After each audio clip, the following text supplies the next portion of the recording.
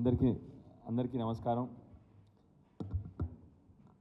2 రోజుల క్రితము మా మాజీ మంత్రివర్యులు సీనియర్ నాయకుడు మా హరీష్ రావు గారు మాట్లాడుతూ మళ్ళీ ఒకసారి రైతు బంధు గురించి అదేవిధంగా రైతు రుణమాఫీ గురించి మళ్ళీ ఒకసారి ముఖ్యమంత్రి గారిని అడగడం జరిగింది.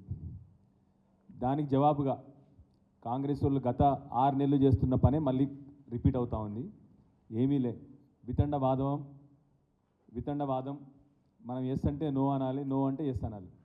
నిన్న మాట్లాడుతూ మా పక్కన మా వెమ్లవాడ కాన్స్టిట్యున్సీ ఎమ్మెల్యే విప్ ఆది శ్రీనివాస్ గారు మాట్లాడుతూ పెద్ద మాటలు. ఈ మధ్య ఏమైందంటే కాంగ్రెస్ ప్రభుత్వం వచ్చే నుంచి పెద్దోళ్ళని తిడితే మేము పెద్దోళ్ళం అవుతామన్న ఆచరణ ఫాలో అవుతున్నారు అందరు కాంగ్రెస్ వాళ్ళు. హరీష్ రావు గారిని పట్టుకొని హరీష్ రావుకి పని లేదు, మామ దగ్గర పోయి కూర్చోపో, నువ్వు మామని అడుగు, ఇట్లాంటి పదజాలంతో మాట్లాడుతూ ఉన్నారు. ఆది శ్రీనివాస్ గారు, దయచేసి మిమ్మల్ని ఒక రిక్వెస్ట్ చేస్తూ ఉన్నాను. హరీష్ రావు గారు 7 సార్లు ఎమ్మెల్యే మంత్రిగా పనిచేసినారు. ఆయన 24 గంటలు హార్డ్ వర్కింగ్ నాయకుడు ఎవరైనా ఉన్నారు మన రాష్ట్రంలో అంటే హరీష్ రావు గారని అందరూ చెప్తారు. మీకు పక్కనే సిద్దిపేట కాన్స్టిట్యున్సీ కూడా, మీరు కూడా చాలా ఆయన దగ్గర నుంచి నేర్చుకోవాల్సిన విషయాలు ఉన్నాయి మీకు కూడా. ఆయన్ని పట్టుకొని ఇష్టం వచ్చిన మాటలు. హరీష్ గారు ఏమన్నారు? రుణమాఫీ ఎక్కడ, రైతు బంధు ఏమైంది? మళ్ళీ వర్షాకాలం సీజన్ వచ్చింది, ఎవరికన్నా ఒక్కరికన్నా ఇప్పటివరకు రూపాయి రైతు బంధు వచ్చిందా అని హరీష్ గారు అడిగింది. దానికి మీరు ఏమన్నారు? రాజీనామా లెటర్ అడిగి పెట్టుకోండి. హరీష్ రావు గారు, మీరు వాగ్దానం చేసిన 13 హామీలు, 100 రోజుల్లో చేస్తామన్న 13 హామీలు మీరు కనీసం ఆగస్టు 15 వరకు చేయండి. 13 హామీలు, 6 గ్యారంటీలు, అది చేయండి. హరీష్ రావు గారు కాదు, మేమున్న 39 మంది ఎమ్మెల్యేలను కూడా రాజీనామా చేస్తాం. అంత నిక్కచ్చిగా చెప్తా ఉన్నాము. మాటలు మాట్లాడడం కాదు, పని చేసి చూపెట్టండి దయచేసి. హరీష్ రావు గారు ఏమన్నారు? మీరు కానీ ఆ రోజు కూడా చెప్పిన హరీష్ గారు, మీరు ప్రామిస్ చేసిన 6 గ్యారంటీలు, 13 హామీలు నెరవేరుస్తే నేను రాజీనామా పత్రం పెట్టుకొని మీకు ఇచ్చేస్తానని చెప్పి హరీష్ గారు చెప్పినారు. మేమేమంటున్నాం ఇవాళ? హరీష్ గారే కాదు, మీరు ఈ ఆగస్టు 15వ తారీఖుకి ఈ 13 వాగ్దానాలు కూడా, మీరు హామీలు అన్నీ నెరవేరిస్తే మేమందరం కూడా హరీష్ రావు గారితోనే మీ దగ్గరికి వచ్చి రాజీనామా చేస్తాం. ఈ పనులు చేయండి తప్ప హరీష్ రావుకి పని లేదు, హరీష్ రావుకి పని లేదా?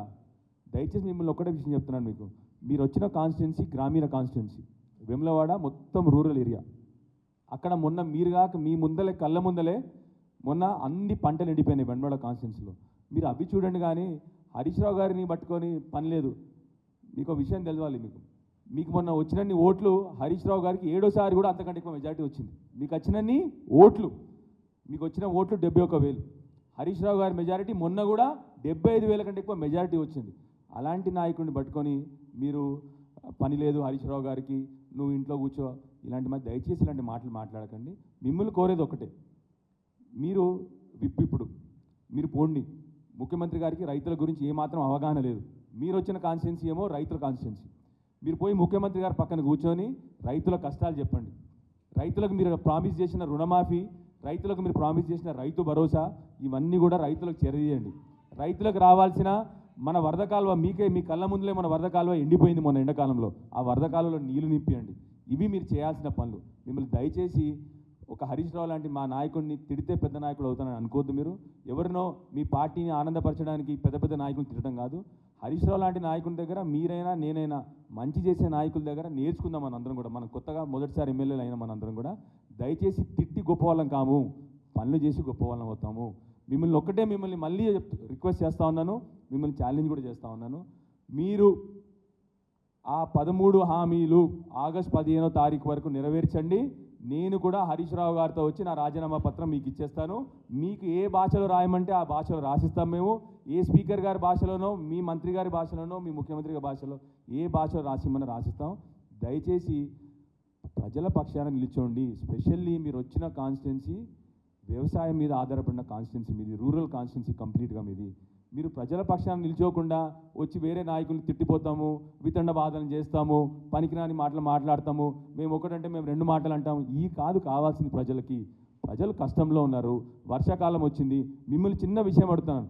నేను నిన్నగాక మొన్న కనీసము వాళ్ళకి రావాల్సిన విత్తనాలు కూడా వస్తలేవు. అది నిజమా కాదా మీరు దయచేసి ఆలోచన చేయండి. మీరు అందరూ కావాల్స్తే రండి, మనం కూడా మిమ్మల్ని మీరు నా పక్క కాన్స్టిట్యున్సీ మా రైతులతో చెప్పిస్తాం, మీకు కూడా తెలుస్తుంది ఆ విషయం. ఈ మాటలు మాట్లాడి తప్ప హరీష్ రావు గారిని తిడితే మీరు పెద్ద నాయకుడు కారు, ముఖ్యమంత్రి గారిని కేసీఆర్ గారిని తిడితే మీరు గొప్ప నాయకుడు కారు. దయచేసి మిమ్మల్ని రిక్వెస్ట్ చేసేది, ప్రజల పక్షాన్ని నిలబడండి. మన రైతులు చాలా కష్టంలో ఉన్నారు. మళ్ళీ ఇప్పుడు 10 ఏళ్ళ తర్వాత మళ్ళీ రైతులకు గోస, రైతులకు విత్తనాల గోస, రైతులకు కరెంటు గోస, రైతులకు నీళ్ళ గోస మళ్ళీ మొదలైంది, రైతులకు ఎరువుల గోస మొదలైంది. మిమ్మల్ని రమ్మంటే నేను కూడా మీతో వస్తాను. ముఖ్యమంత్రి గారి దగ్గరికి వెళ్ళండి, ఇవన్నీ గోసలు తీర్చండి తప్ప పెద్ద నాయకు హరీష్ రావు గారిని తిట్టడం కాదు. దయచేసి మళ్ళీ ఒకసారి ప్రభుత్వాన్ని మిమ్మల్ని కూడా రిక్వెస్ట్ చేస్తా ఉన్నాను, రైతుల పక్షాన్ని నిల్చోమని చెప్పి మీ అందరిని రిక్వెస్ట్ చేస్తా ఉన్నాను. Thank you.